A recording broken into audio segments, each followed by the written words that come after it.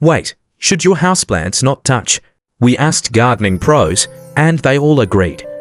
An artful arrangement of houseplants can create a lush, jungle-like vibe in just about any space.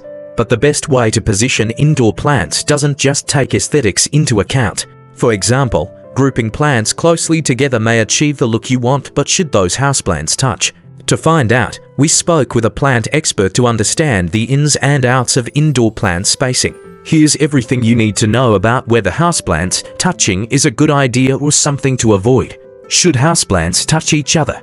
Grouping your houseplants close together can feel more visually impactful than spacing them out, but it's better to give each pot a little personal space. Light contact between the leaves isn't usually harmful, but when foliage is constantly overlapping, it can lead to problems, says Kelly Funk, President and CEO at Plant Nursery Jackson and Perkins.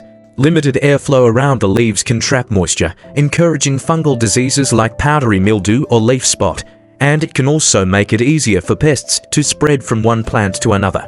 Depending on your setup, crowding pots together may block some plants from getting sufficient light, potentially stunting growth and making them leggy. Funk notes that keeping houseplants so close together that their leaves touch could actually make your job as a plant parent more difficult. It's harder to prune dead growth and water properly when plants are packed so tightly together, she says. How to space houseplants properly, Funk recommends keeping 2 to 6 inches of space between each small and medium-sized plant's foliage and its neighbors. Give large plants even more space to keep their leaves from touching other plants. If you're squeezing plants together because you're short on surfaces for them to sit on, consider using plant stands, shelving, or hanging planters to take advantage of vertical space and visual interest. Putting your potted plants so close together that their leaves touch isn't the best idea, but that doesn't mean you can't arrange them near one another in attractive groupings. You'll help your plants and make care tasks like pruning and watering easier for yourself by grouping plants that require similar care and conditions together. For example, keep succulents and other desert plants in a warm area of the home that gets lots of sun, but put humidity-loving tropical plants like ferns and calatheas together in a spot that receives indirect light. Just remember to use proper spacing within those groupings. Tips for positioning houseplants: consider other elements of the space that could touch plant leaves. You don't want leaves constantly brushing against furniture, walls, neighboring plants, or seated guests, Funk says. Use a small fan to encourage airflow.